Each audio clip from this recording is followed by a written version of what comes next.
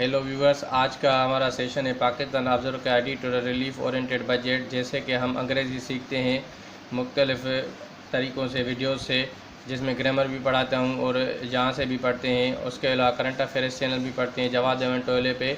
तो मेरा बेसिक मकसद ये है कि स्टूडेंट्स से फ़ियर निकाला जाए अंग्रेज़ी का, कि अंग्रेज़ी मुश्किल है। आप किसी भी एग्ज़ाम्स की तैयारी कर लें, आपको ये है वीडियो बहुत हेल्प करेगा। जिस तरह से मैं इसको पेंट करता हूँ, ये भी आपका स्कोर को पेंट करेगा। जब आप एग्ज़ाम्स में बैठेंगे तो आप इसको कम्प्लीटली देखेंगे तो बहुत आपको बेनिफिट होगा। शुरू करते हैं। रिलीफ ओरिएंटेड बजट, यानी आराम देने वाली बजट। अभी रिलीफ जो होता है ये तो नाउन है, ओरिएंटेड एडजेक्टिव है, बजट नाउन है। ठीक है, तो ओरिएंटेड है तो न्यूज़पेपर में जो हेडलाइंस होती है वो ग्रामर को फॉलो नहीं करती है। ठीक है, वो इस तरह से बस बता देती हैं। तो रिलीफ ओरिएंटेड, ओरिएंटेड जिस चीज़ से भी लगा आएगा, एडवर्ब या नाउन या किसी और चीज़ से, वो उससे कंसर्न्ड है। यानी मिसाल के तौर पर अगर मैं कहूँ भाई,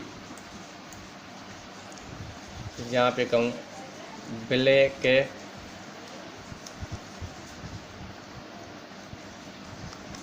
ओरिएंटेड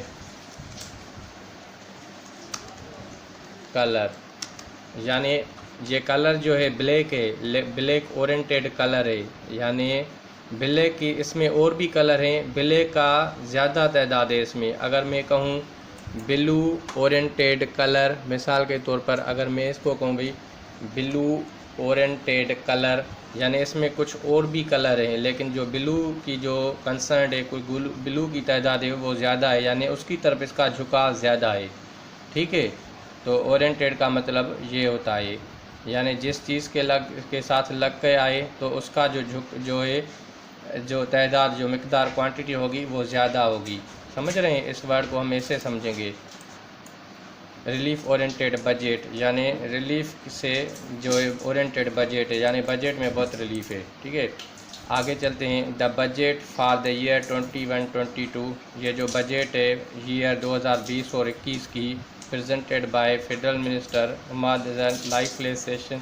अब ये कह रहा है इस बंदे ने प्रेजेंट की है इन अ लाइफलेस सेशन। अब लाइफलेस सेशन यानी जो बजट जब पेश की गई थी तो उस सेशन में जान नहीं थी। आप नेशनल असेंबली कहेगी ऑन फ्राइडे को, तो यहाँ पे वर्ड आया है बजट। ठीक है, तो बजट का क्या मतलब होता है?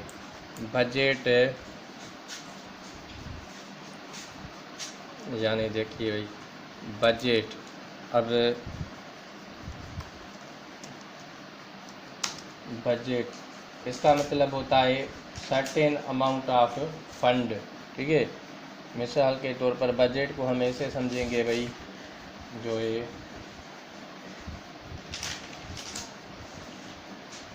अमाउंट जो हो, सर्टेन अमाउंट, यानी मनी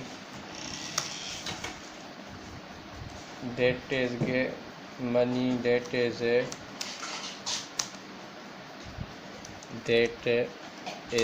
विथ पर्सन और government to be spent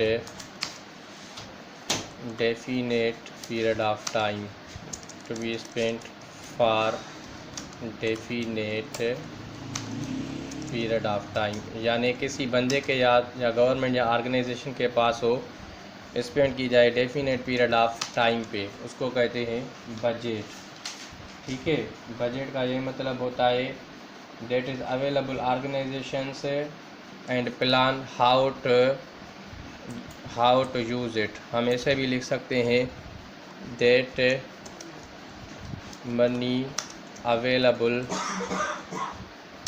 to person और ऑर्गेनाइजेशन। ठीक है, organisation and plan how it will be spent over period of time.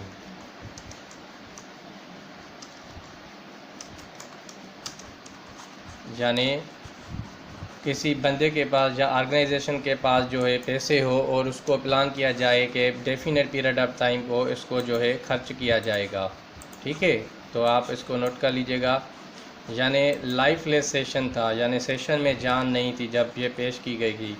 Would surely evoke mixed response, जो देगा याद दिलाएगा। इवोक यानी ब्रिंग करना किसी चीज़ को या कॉल करना। काफ़ी अच्छी वोकेबुलरी आज की एडिटोरियल में। इवोक, इवोक वर्ड का मतलब होता है जगाना, ठीक है, या फिर कॉल करना, कॉल, या फिर ब्रिंग करना, या फिर रिमाइंड करना, या फिर जगाना, ठीक है, इसका मतलब होता है इवोक। नाउन ये वर्ब है, वुड श्योरली, वुड के बाद है श्योरली एडवर्ब है, एडवर्ब के बाद जो है वर्ब आती है, और एडवर्ब मॉडिफाई करता है वर्ब को, उसकी हालत बताता है, ठीक है। यानी ये बताएगा mix response from different segments of society. Mix response यानी मुख्तलिफ जो है रेस्पॉन्स आएंगे सेगमेंट्स ऑफ सोसाइटी, सोसाइटी के हिस्सों से।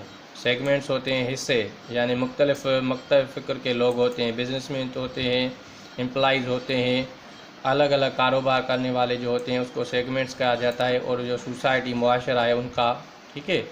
As it contain significant relief some and ignored expectation, जैसे कि इसमें शामिल है सिग्निफिकेंट रिलीफ, कुछ रिलीफ आराम है, फॉर सम कुछ यानी कुछ के लिए ये बेहतर है, and ignored expectation of others, और दूसरे इसको जो समझ रहे हैं वो समझ रहे हैं उनका ख्याल नहीं किया गया। In the backdrop of situation arising कोविड-19, यानी कोविड-19 के सिचुएशन के पस मंज़र में, यानी कुछ कह रहे हैं अच्छी है, कुछ कह रहे हैं अच्छी नहीं है, किसी के लिए डिफ़िकल्ट है, ठीक है। The minister preferred to call it relief budget, minister ने उसको कहा, कॉल इट यानी कहना, ओके, कॉल इट, कॉल जो है to call it, prefer to call it, call जो है वर्ब है, कॉल इट रिलीफ बजट, इसको कहा आरामदह बजट। अब यहाँ पे वर्ड लिखा हुआ है प्रेफर, ठीक है, अगर यहाँ पे अगर इस तरह से लिखा हुआ होता,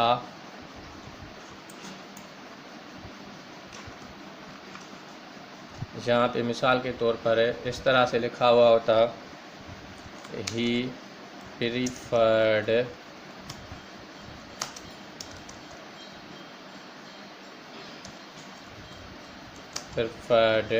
टू कॉल इट, यहाँ पे लिखा है, अगर यहाँ पे इस तरह से लिखा होता ही प्रेफर्ड कॉलिंग इट, तो दोनों की जो है एक मतलब होता है। मैंने आपको बताया था कुछ वर्ब्स ऐसे होते हैं जो इस तरह से लिखे जा सकते हैं, जिसमें ये प्रेफर भी है, और भी इसके वर्ड्स हैं, जैसे कि आप सीज़, इसको इस तरह से लिख सकते हैं, कंटिन्यू, कंटिन्यू को आप इस तरह से लिख सकते हैं।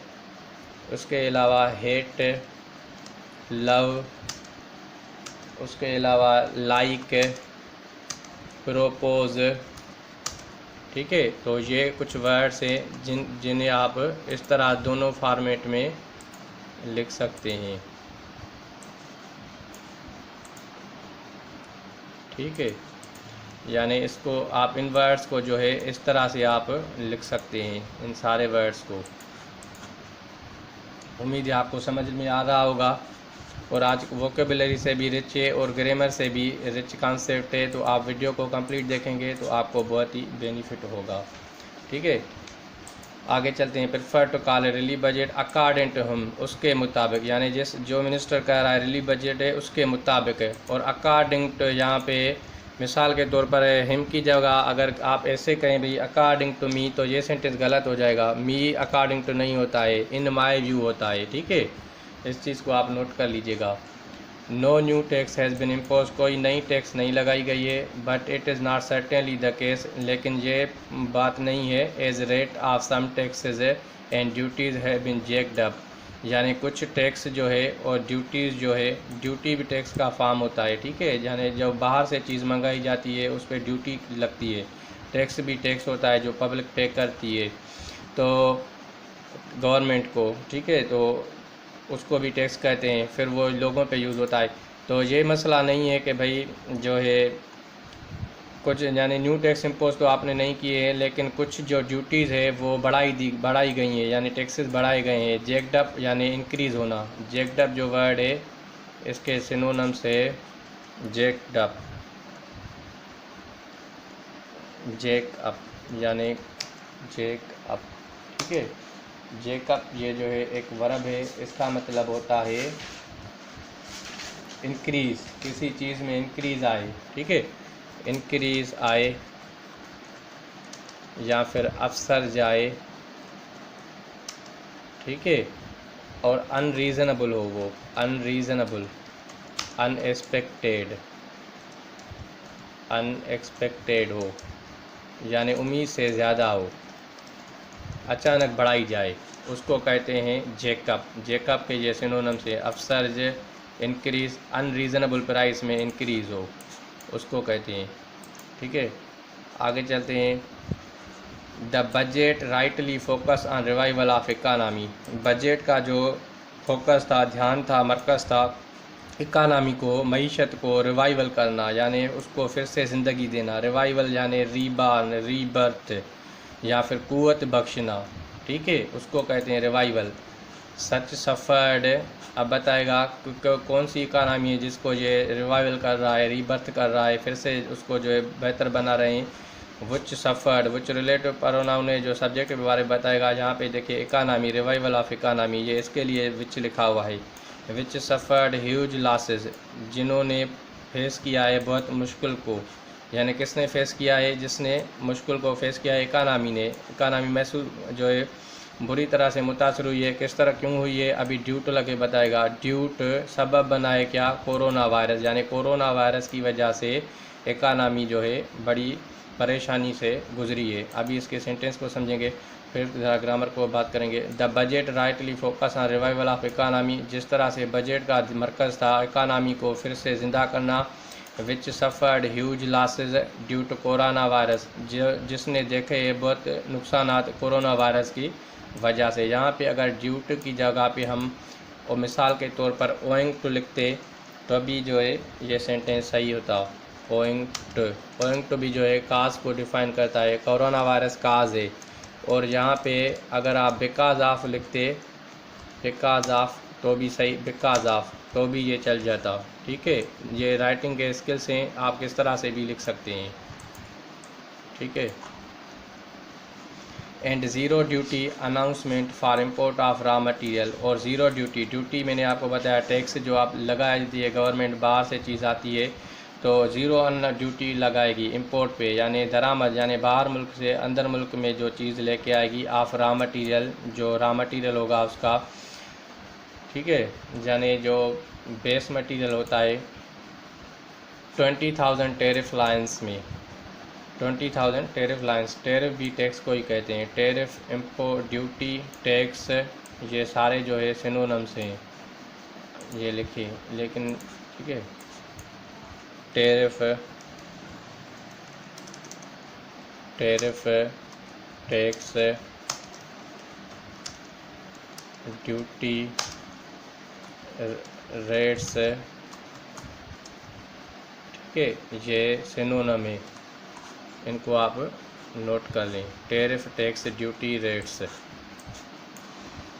ठीक है, यानी and reduction of custom duty, and reduction of custom duty for other 2000 would help, और जो कमी की गई है कस्टम, कस्टम भी इसका सिनोनिम है, कस्टम की ड्यूटी में 2000 वुड हेल्प, वो मदद करेंगे। स्टीमुलेट इंडस्ट्रियल एक्टिविटी, यानी स्टीमुलेट किया जाएगा इंडस्ट्रियल एक्टिविटी जो होगी, सन्नती जो काम काज होगा उसमें जो है स्टीमुलेशन होगी, यानी बेहतरी होगी। कैसे, बूस्ट प्रोडक्शन से, उसकी जो है प्रोडक्शन को जो है जो चीज़ प्रोड्यूस की जाएगी, पैदा की जाएगी, उसमें इजाफा आएगा। बूस्ट यानी इंक्रीज़ होना, जैकअप होना, अफसर जो होना, उसको कहते हैं boost. To meet local and export requirements है, ताकि वो मीट कर सके लोकल एंड एक्सपोर्ट रिक्वायरमेंट्स को, उसको यानी उसको जो है मीट कर सके। And revive prospects for employment, और रिवाइव करे, रिवाइव करना मैंने जैसे रिवाइवल, रिवाइव से रिवाइवल बना हुआ है, यानी पैदा करे। प्रॉस्पेक्ट्स फॉर एम्प्लॉयमेंट, चांसेस, मौके एम्प्लॉयमेंट के, प्रॉस्पेक्ट्स यानी चांसेस, अपॉर्चुनिटीज़, ठीक है। having of regulatory duty, having of regulatory duty for local engineering and smuggling prone items is also a step in right direction. Sentence शुरू हुआ है जीरेंड से। पहले सेंटेंस की मतलब समझते हैं, उसके बाद ग्रामर और कुछ वर्ड्स देखते हैं। Having of regular duty, regulatory duty, regulatory यानी जो गवर्नमेंट है कानून बनाए टैक्स का, ठीक है, और वो लगाए, यानी एक तो आधी की गई है रेगुलेटरी ड्यूटी। हैविंग करना यानी reduce by 50%। For local engineering, जो मकामी सतह पे इंजीनियरिंग कर रहे हैं, चीज़ें बना रहे हैं। एंड स्मगलिंग प्रोन एटम्स है, और जो चीज़ें इलीगली ब्रिंग की जाती है या सेंड की जाती है, प्रोन एटम्स है। प्रोन क्या है मैं बताता हूँ। Is also step in right direction, ये भी एक कदम है, एक अच्छा कदम है, यानी इसको सही सिमट में ले जाया जाए। अभी आते हैं इसके ऊपर, पहले हम पढ़ेंगे जीरेंड, ठीक है। जब हम जीरेंड को सब्जेक्ट के से भी यूज़ कर सकते हैं, ये जीरेंड है, ठीक है। अब जीरेंड क्या होता है, मिसाल के तौर पर जो वर्ब होती है उसमें क्या होता है, प्लस इंग लगाते हैं, वो जो हो जाता है जीरेंड। वर्ब प्लस इंग जीरेंड, ठीक है, या फिर उसको नाउन कहते हैं। जीरेंड जो होता है नाउन की जगह पे काम होता है, जीरेंड नाउन। तो देखिए, ठीक है। अब मिसाल के तौर पर ऐसे एक सेंटेंस बनाएं, आप ऐसे भी लिख सकते हैं जैसे कि reducing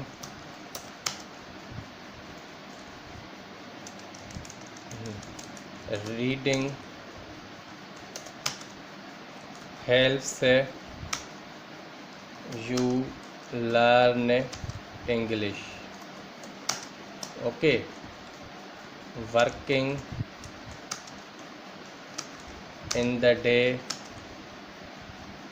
will help you to achieve your target, ठीक है। देखिए यहाँ पे इंग फॉर्म लगाया, ये जो है सब्जेक्ट का, यानी पढ़ना आपकी मदद करेगा। वर्किंग इन द डे, काम करना दिन में, will help you to achieve your target, ये जीरन की तरह इस्तेमाल हुआ, सब्जेक्ट की जगह पे आ गया, ठीक है। तो इसको कहते हैं जीरंड। तो यहाँ पे भी जब वर्ब में हम इंग फॉर्म यूज जो है प्लस करते हैं तो वो जीरंड बन जाता है और वो नाउन की तरह काम करता है। तो यहाँ पे देखिए नाउन की तरह काम कर रहा है रीडिंग, ठीक है। तो जीरंड ये है, ठीक है। तो एक तो having regulatory duty for local engineering है, यानी रेगुलेटरी ड्यूटी में जो कमी की जाएगी वो हेल्प करेगी इंजीनियरिंग की। और प्रोन एटम्स की, तो यानी स्मगलिंग जो हो रहे हैं एटम्स है उनको जो है सही सिमट में लाया जा रहा है हैविंग करने से, यानी रिड्यूस कर जा रहा है ड्यूटी से। और प्रोन में आपको बताऊं, प्रोन जो है, प्रोन वो ये है, जैसे ये जो बाहर से चीज़ें आती है, अगर फूड आइटम्स के होंगे तो ये होंगे, अगर मिसाल के तौर पर स्टील के होंगे तो ये प्रोन आइटम्स हैं। जो कच्चा माल मिलता है, रॉ मटेरियल, ये भी चीज़, फ्रूट हो तो ये होगा, या फिर ये चीज़ें होती है, ये जो होते हैं प्रोन्स होती हैं, ठीक है, इनको कहते हैं प्रोन। तो ठीक है, आप समझ गए होंगे। आगे चलते हैं। The government has understandably increase budgetary allocations for health sector, government ने समझ के इंक्रीज़ किया है, अपसर्च किया है, इंक्रीज़ करना यानी अपसर्च करना, बढ़ाया है बजटरी एलोकेशंस को, यानी बजट को बढ़ा के दिया है, किसको, for the health sector, health के सेक्टर को, सेहत के मरकज़ को। क्यों दिया है आगे लगे बताएगा, वुच लगा के, सेक्टर है नॉन ह्यूमन बींग्स है तो वुच आएगा, अगर ह्यूमन बींग्स होता तो हुआ था। Which is bearing the burnt, जिसने पहले ही परेशानी को फेस किया है। कैसे, बियर द बरंट यानी टू सफ़र समथिंग, परेशानी को झेलना। ऑफ प्रिवेलिंग क्राइसिस, जो क्राइसिस है, परेशानी जो है स्प्रेड हुई है, फैली हुई है। And investment in sector is worth making, और इस सेक्टर में इन्वेस्टमेंट करना, खर्च करना वर्थ मेकिंग है, बहुत वैल्यूएबल है, ठीक है। Bear the brunt. अभी आएंगे कुछ वर्ड्स पे। बियर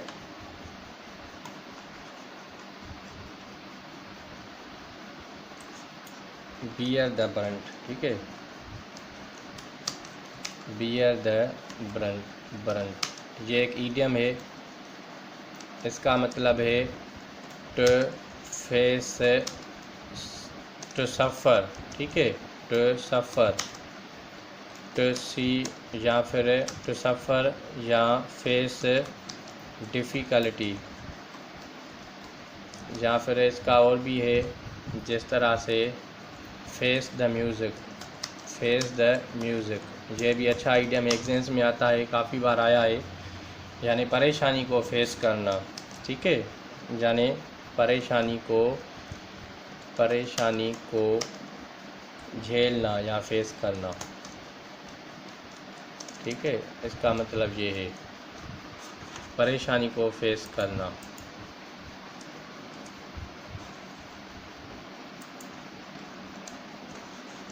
एक तो है बियन द बरंट, टू सफ़र, परेशानी देखना, फेस डिफ़िकल्टी, मुश्किलात झेलना, या फेस द म्यूज़िक, ये भी ईडियम है, इसका मतलब है परेशानी को फेस करना। ये एक सारे एक दूसरे के सिनोनिम्स थे, ठीक है। और दूसरा वर्ड आया है वर्थ मेकिंग। ये जो वर्थ मेकिंग है ये एक अच्छा कॉन्सेप्ट है वर्थ, तो मैं आपको बताऊंगा वर्थ मेकिंग क्या होती है।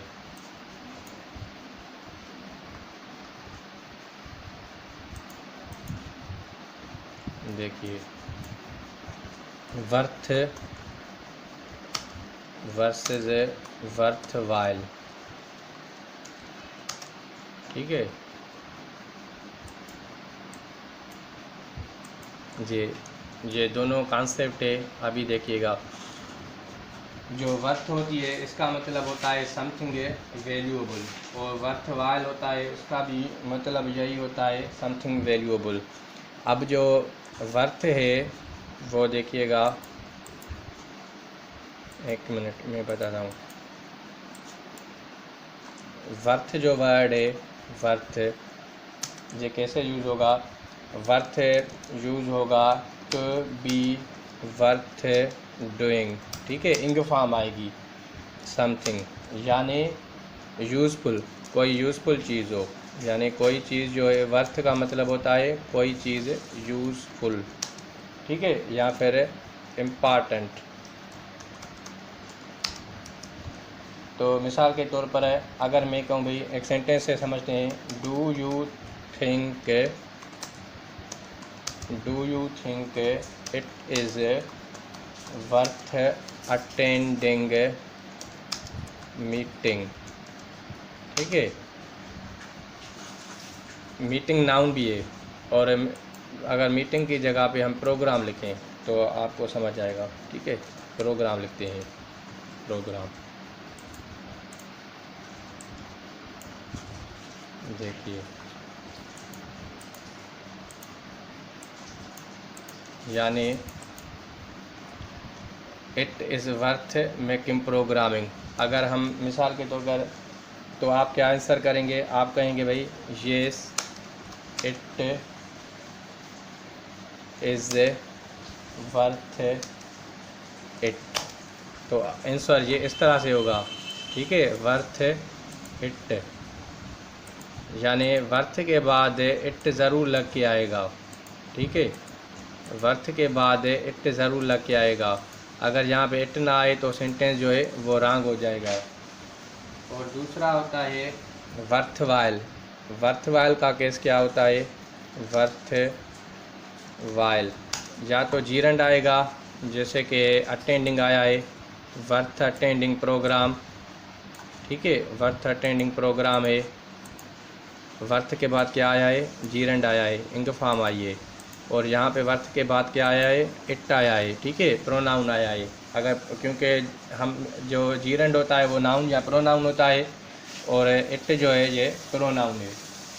तो अभी हम वर्थ वाइल को समझेंगे। अगर वर्थ वाइल मिसाल के तौर पर यही क्वेश्चन किया जाए, do you think it is worthwhile programme, अगर यहाँ पे लिखा है do you think it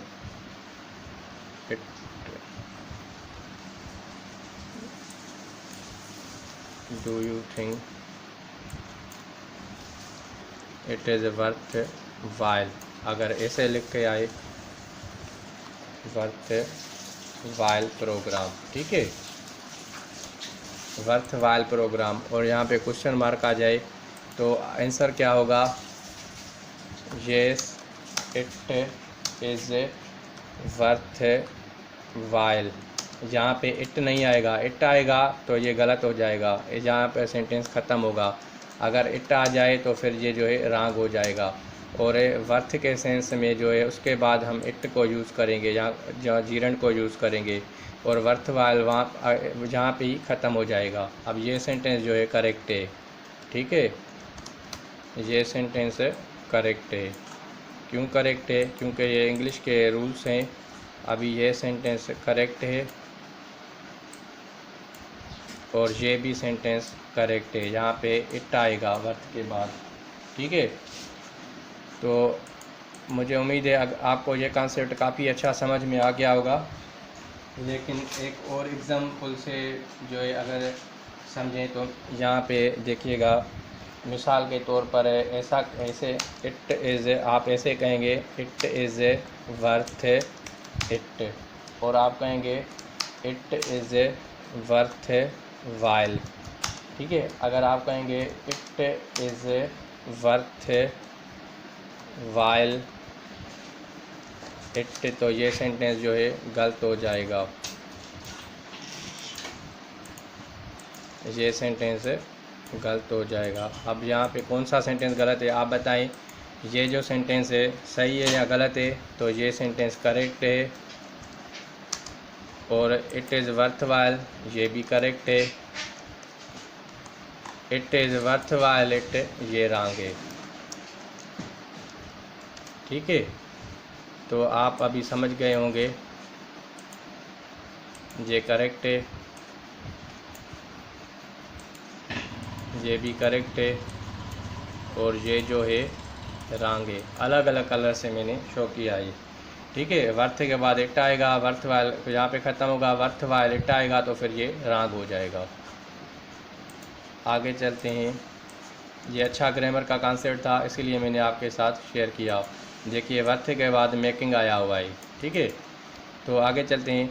increased allocation से, अब यहाँ पे इंक्रीज जो है एडजेक्टिव है, क्योंकि कुछ एडजेक्टिव ईडी में भी होते हैं, और एलोकेशंस नाउन है, और नाउन के बाद पहले क्या आता है, एडजेक्टिव आता है। और हमें नाउन वर्ब एडजेक्टिव की पता जब चल जाएगा तो हमें अंग्रेज़ी काफ़ी अच्छी समझ रहे हैं, ठीक है।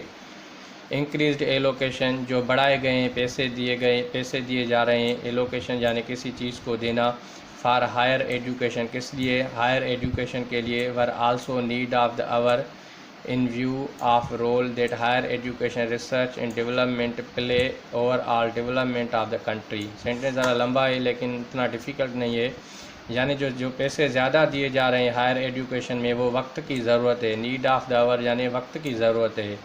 किस चीज़ के लिए आगे बताएगा कैसे। In view of role that, इस किरदार में के हायर एजुकेशन जो है, हायर लेवल की तालीम जो है, एंड रिसर्च, और उसके ऊपर जो रिसर्च हो रही है, एंड डेवलपमेंट, और जो तरक्की हो रही है, play in overall development of the country. यानी ज़्यादा पैसे खर्च होंगे हायर एजुकेशन में तो रिसर्च भी ज़्यादा होगी, और तरक्की भी जो है कंट्री की ज़्यादा हो जाएगी, डेवलपमेंट हो जाएगी तरक्की में भी। Measures announced for streamlining of withholding tax regimes and ease of doing business would be also be greeted by business community. Measures announced यानी जो कदम लिए गए हैं, मेयर्स नाउन है, अनाउंस उसका जो है वर्ब है, ठीक है। ये जो है सब्जेक्ट है, मेयर्स जो है नाउन है, और अनाउंस्ड वर्ब है। मेयर्स अनाउंस्ड यानी कदम उठाए गए हैं, किस चीज़ के लिए। For stream lining of withholding tax, यानी जो टैक्स से चीज़ें रुकी होती है उनके सिस्टम में बेहतरी लाई जा रही है।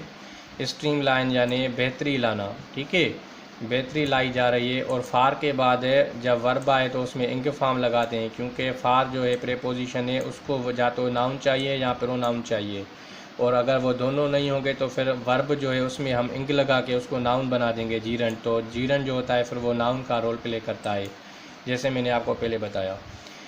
यानी स्ट्रीमलाइनिंग बेहतर किया जा रहा है टैक्स रिजीम को, and ease of doing business, और बिज़नेस को जो आसानी पैदा की जा रही है कारोबार में। Would also be greeted by the business community, इसको जो है पसंद किया जाएगा बिज़नेस कम्युनिटी से। कम्युनिटी यानी लोग, बिज़नेस के सेम कम्युनिटी के लोग। तो ईज़ ऑफ डूइंग बिज़नेस क्या होता है, यानी टैक्स के निज़ाम को बेहतर बनाना ताकि आसानी पैदा हो बिज़नेस वालों के लिए, ताकि वो जो है अच्छी तरह से बिज़नेस कर सकें।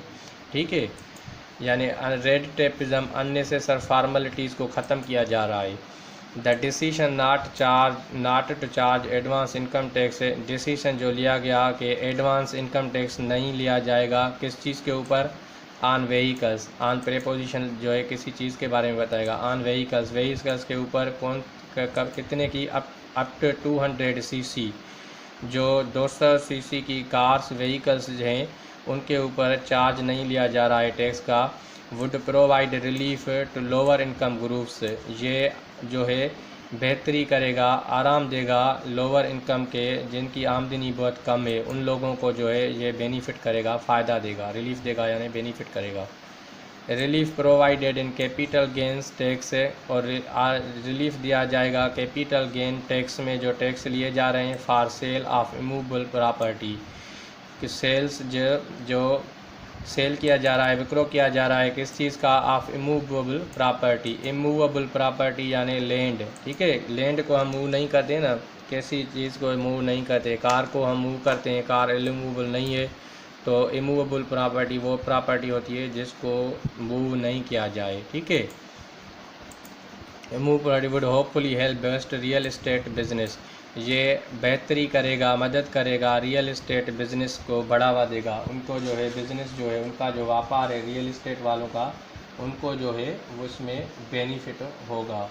रियल एस्टेट बिज़नेस क्या होते हैं, वो ऑलमोस्ट रिलेटेड होते हैं लैंड से। रियल एस्टेट बिज़नेस क्या होते हैं, रियल एस्टेट बिज़नेस वो बिज़नेस होती है जो रिलेटेड हो लैंड से, जो लैंड का कारोबार करते हैं, बिल्डिंग का कारोबार करते हैं, उसको कहते हैं रियल एस्टेट बिजनेस। ठीक है, duty on cigarettes has been increase significantly, और टैक्स बढ़ाया गया है सिगरेट्स पे ऊपर सिग्निफिकेंटली, अच्छे तादाद में। But this would be welcomed by all, ये लेकिन इसको सराहा जाएगा हर किसी से। क्यों सराहा जाएगा, आगे बताएगा।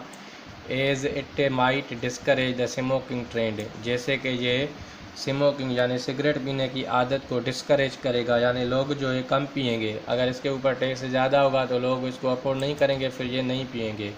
माइट यहाँ पे लगा हुआ है, माइट जो है फ्यूचर और पास्ट का भी बताता है, लेकिन ये जो है स्ट्रांग स्ट्रक्चर नहीं है, ये जो है लेस स्ट्रांग है। अगर यहाँ पे इट विल लगा होगा तो ये कम, यानी अगर विल लगा हुआ होता तो डेफिनेटली फिर ये जो है डिस्करेज होते, यानी वो स्टेटमेंट दे रहे हैं। ठीक है, अभी ये जो है आइडिया दे रहे हैं, माइट यहाँ पे लगा हुआ है यानी आइडिया मिल रहा है, हो सकता है करें भी, हो सकता है नहीं भी वो करें, सिगरेट पिए। The government has made compressed allocation for development activities, और गवर्नमेंट ने कंप्रेस्ड एलोकेशंस किए किस चीज़ के लिए, डेवलपमेंट एक्टिविटीज़ के लिए, यानी जो डेवलपमेंट के एक्टिविटीज़ होते हैं, जो रोड वगैरह, तो उसकी जो एलोकेशन है यानी जो फंड्स है उसको कंप्रेस किया है, यानी सुकड़ा दिया है यानी कम कर दिया है। ठीक है, कंप्रेस करना यानी किसी चीज़ को कम कर देना। अब क्योंकि ये वो आगे बताएगा, विच लगा के बता रहा है, विच जो है रिलेटिव प्रोनाउन है, एडजेक्टिव क्लास है, और एडजेक्टिव क्लास मैंने बताया है नाउन को रेफ़र करता है, पिछली एक्टिविटी को बताएगा क्यों। Which is understandable in view of इस फाइनेंशियल कंस्ट्रेंट्स है, क्योंकि ये समझ आ रही है कि जो मालियाती कंस्ट्रेंट्स हैं, रुकावटें हैं, as tax collection is falling down, क्योंकि टैक्स की जो कलेक्शन हुई है उसमें गिरावट आई है, यानी वो इकट्ठा नहीं हुआ है, गिरावट आई है, स्पेशली ख़ास करके ड्यू टू कोविड-19 की वजह से, बिकॉज ऑफ कोविड-19 की वजह से, यानी कलेक्शंस जो टैक्स जो है उसमें कमी आई है, और इसी वजह से वो कह रहा है ये अंडरस्टैंडेबल है, जो है डेवलपमेंट की एक्टिविटीज़ जो है उसके लिए एलोकेशंस को कम किया जाएगा, यानी इतने फंड नहीं दिए जाएंगे। ठीक है, क्योंकि एक टैक्स इकट्ठा कम हुआ है। Increase in defence budget had also become evitable, ये डिफेंस की बजट जो है वो भी ज़रूरी है। क्यों ज़रूरी है, due to regional security environment, क्योंकि खित्ते में अमन अमान का माहौल जो है उस हवाले को उसको जो है सही रखने के लिए ड्यू टू सबब बनाएगा। एंड कंटिन्यू थ्रेट्स, और जो लगातार धमकियाँ या परेशानी हो रही है टू द कंट्री, यानी जो है थ्रेट्स आ रहे हैं, ख़तरे आ रहे हैं मुल्क को, ठीक है, उस हवाले जो उससे जो है डिफेंस की बजट जो है वो लाजम है।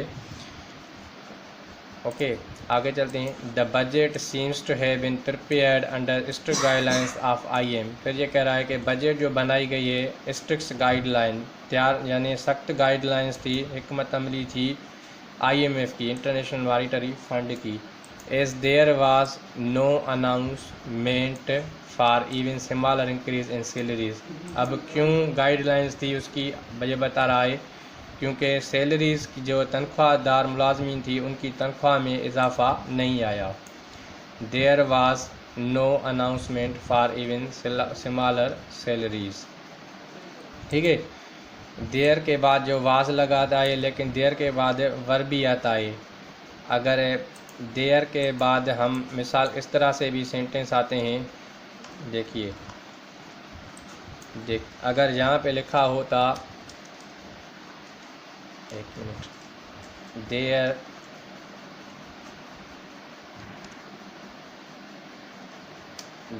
वाज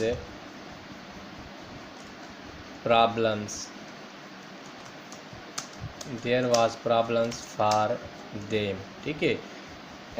और देयर वाज, तो यहाँ पे अगर करेक्शन करनी थी तो हमें जो है वर्क का लिखना पड़ेगा।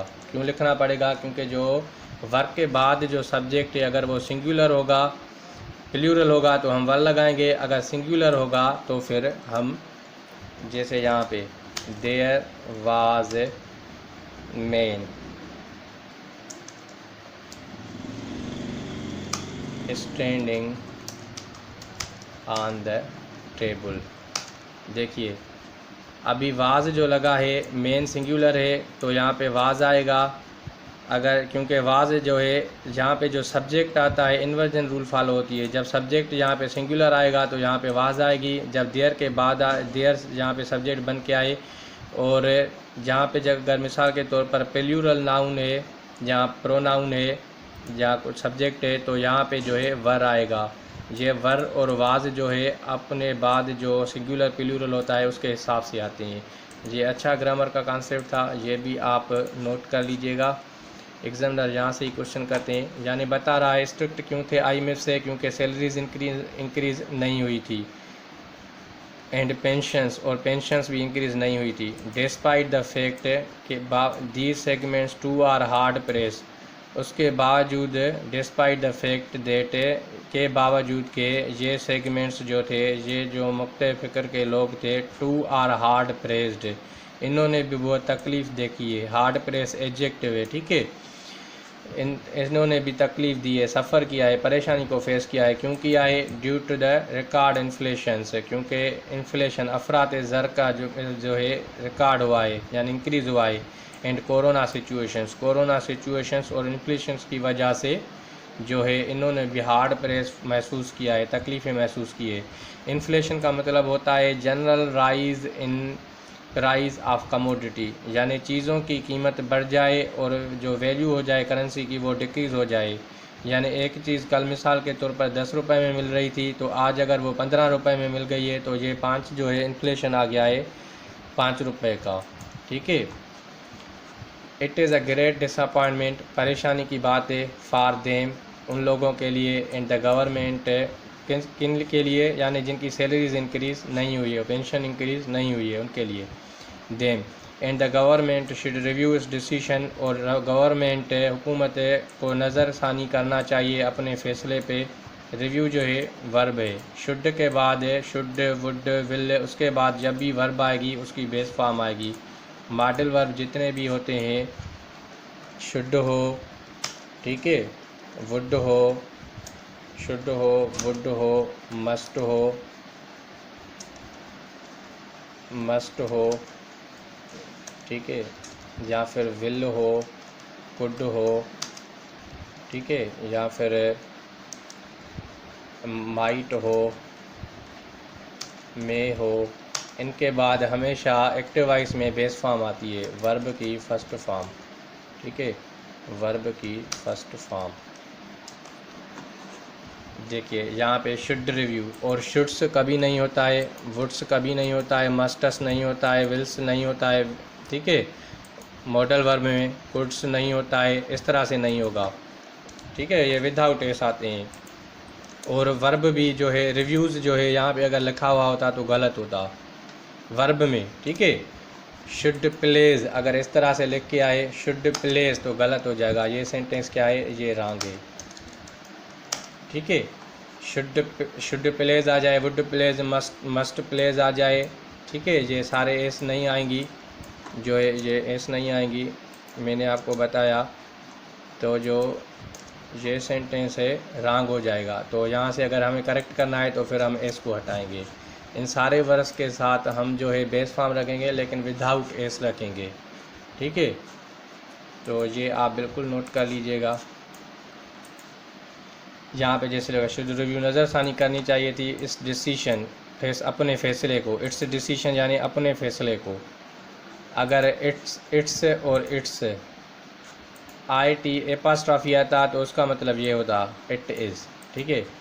डिसीशन इन दिस रिगार्ड, इस सूरत हाल में, before passage of budget by national assembly, पहले के नेशनल असेंबली की बजट जो है वो पैसेज हो जाए। पैसेज हो जाना यानी पास हो जाना और एक्ट बन जाना, ठीक है। पैसेज का मतलब एक रास्ता भी होता है, लेकिन यहाँ पे इसका मतलब होता है bill in parliament discussed and becomes an act, और फिर वो अमल में आ जाए, कानून में आ जाए, उसको कहते हैं पैसेज, ठीक है। तो उम्मीद करता हूँ आज का सेशन काफ़ी अच्छा लगा होगा। ग्रामर रिच थी, वोकेबलरी भी काफ़ी अच्छी थी, ग्रामर काफ़ी सीखे हैं। अगर वीडियो आपको पसंद आया है तो इसको लाइक और शेयर ज़रूर करें ताकि दूसरे दोस्तों तक भी पहुँच जाए जो अंग्रेज़ी का जिनको फ़ियर है और एग्ज़ाम्स में काफ़ी अच्छे नंबर्स ले सकें। और अगर जो नए इस चैनल पे आएँ तो इस चैनल को ज़रूर सब्सक्राइब करें ताकि और जो वीडियो अपलोड हो वो भी उसका नोटिफिकेशन आपको मिल जाए। अगले वीडियो तक thank you very much. Signing out, खुदा हाफिज़।